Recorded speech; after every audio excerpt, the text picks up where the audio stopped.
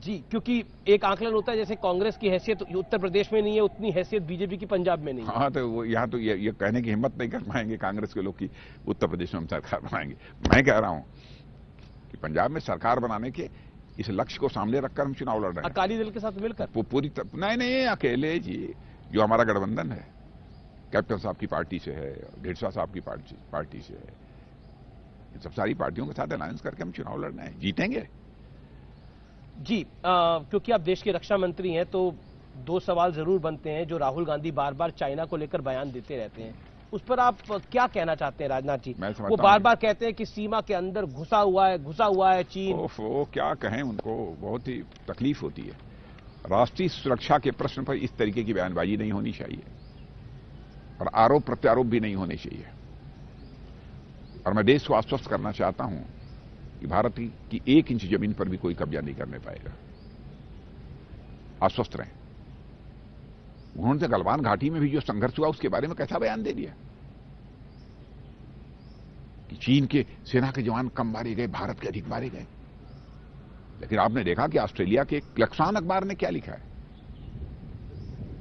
ठीक इसका उल्टा लिखा है। चाइना के इतने लोग मारे गए, इस पर एकदम बिल्कुल उनकी जुबान बंद हो गई, बोले ही नहीं। हमारे देश की सेना के शौर्य, पराक्रम, साहस पर सवालिया निशान लगाने की वो कोशिश कर रहे हैं। इससे बड़ी दुर्भाग्य की बात और क्या हो सकती है? और राष्ट्रीय सुरक्षा के प्रश्न पर उन्होंने सदन में राजनीतिक भेदभाव से ऊपर उठकर काम करना चाहिए, सोचना चाहिए। उन्होंने तो संसद में कहा कि केंद्र की नीतियों के चलते चीन और पाकिस्तान एकजुट हो गए हैं। उन्होंने कहा कि भारत की सरकार जो है वो खतरे से खेल रही है। वाह वाह वाह वाह, क्या पूछना।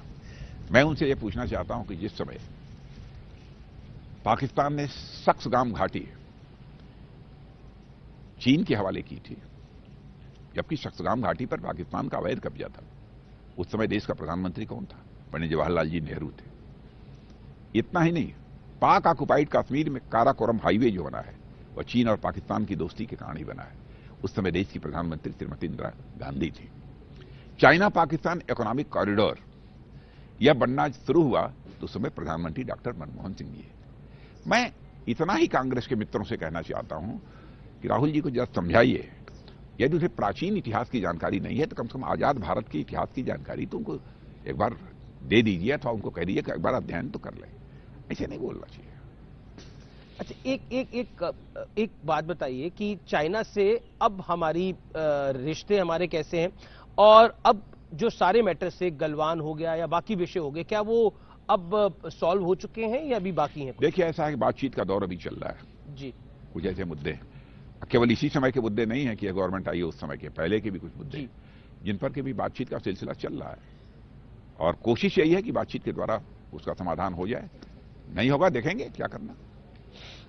एक अगला सवाल मेरा ये कि अरुणाचल प्रदेश के एक युवक को चीन की आर्मी ने बंधक बनाए जाने की एक कंट्रोवर्सी हुई। हालांकि रिहाई से पहले राहुल गांधी का कुछ और बयान था, रिहाई के बाद कुछ और बयान आया। क्या आप कहना चाहते हैं? क्योंकि फिर उन्होंने वही एंड में बोला कि चलिए, मीरम तौरान तो चीन से वापस लौट आया। ये जानकर तसल्ली हुई जिस मातृभूमि पर चीन ने कब्जा किया है वो कब वापस मिलेगी प्रधानमंत्री? कब का कब्जा किया है?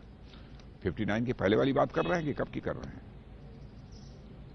पहले उनको इतिहास की जानकारी होनी चाहिए। चाइना को लेकर राहुल गांधी का जो ऑब्जेक्शन है ये क्यों है? जैसे आप यहां पर बैठे हैं जी, आप ये बताइए, 59 के पहले की बात कर रहे हैं, 59 के बाद की बात कर रहे हैं?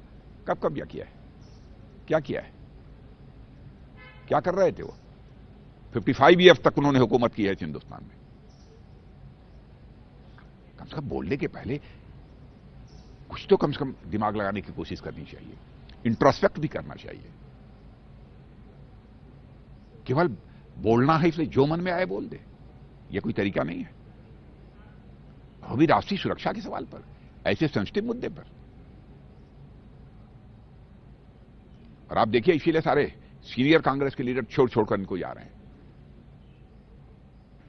कोई भी सुलझा हुआ नेता, संजीदा नेता कांग्रेस में बचा नहीं है। अब धीरे धीरे सब जा रहे हैं, जो बचे भी हैं थोड़े बहुत वो भी चले जाएंगे।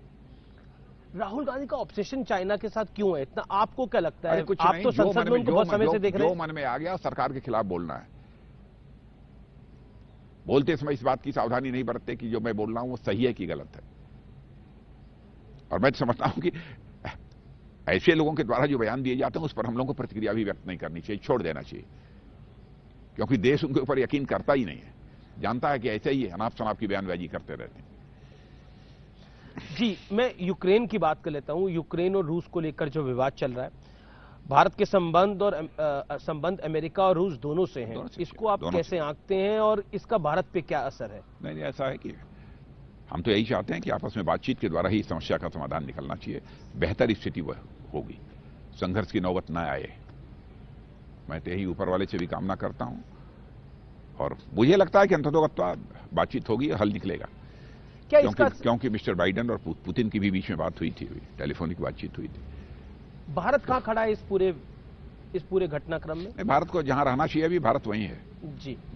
इसका इंपैक्ट हमारे पड़ोसी राज्यों के साथ कुछ पड़ सकता है? देखिए, युद्ध दो देशों के बीच भी जब होता है तो स्वाभाविक रूप से कूटनीतिक दृष्टि से देखा जाए तो उसके कई प्रकार के असर तो होते ही हैं जी, लेकिन युद्ध न हो सबसे बेहतर स्थिति यही है और यह न होने पाए,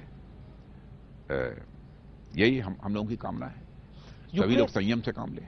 क्योंकि ये सवाल उनकी तरफ से मैं पूछ रहा हूं कि जिन लोगों के बच्चे परिवार यूक्रेन में इस समय फंसे हुए हैं, हालांकि एक मिशन जरूर चल रहा है, लेकिन उनको आप क्या कहना चाहते हैं? नहीं, वो धैर्य रखें, भारत के संज्ञान में सारी चीजें हैं, वो सुरक्षित रहेंगे। उनको भारत वापस आने की प्रक्रिया में और तेजी आएगी क्या? हाँ, बिल्कुल आएगी। आखिरी सवाल, समय के साथ वो सब कुछ होगा। आपने देखा कोरोना के संकट में कितना प्रभावी कदम हमारे प्रधानमंत्री ने उठाया था, सारा का सारा सिस्टम लग गया था, जो लोग बाहर थे जो आना चाहते थे भारत, उनको लाने के लिए।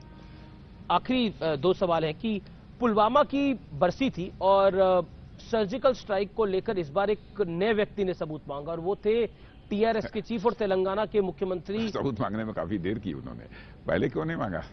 इतने दिनों के बाद। हाँ, तो मैं कह रहा हूं ना, तो इतने दिनों के बाद क्यों, 5 साल के बाद क्यों जगे है? आखिरी सवाल है मेरा, सीडीएस विपिन रावत का दुर्भाग्यपूर्ण निधन हो गया, हमारे बीच नहीं रहे।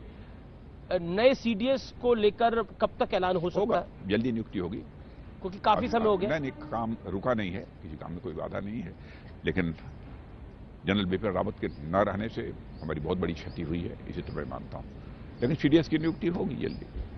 जी, बहुत बहुत शुक्रिया राजनाथ जी। लेकिन आखिर में चलते चलते उत्तर प्रदेश में नंबर कुछ देना चाहेंगे आप? नंबर मुझे लगता है कि 2017 के चुनाव में जो रहा है कमोबेश नंबर वही होगा सीटों का।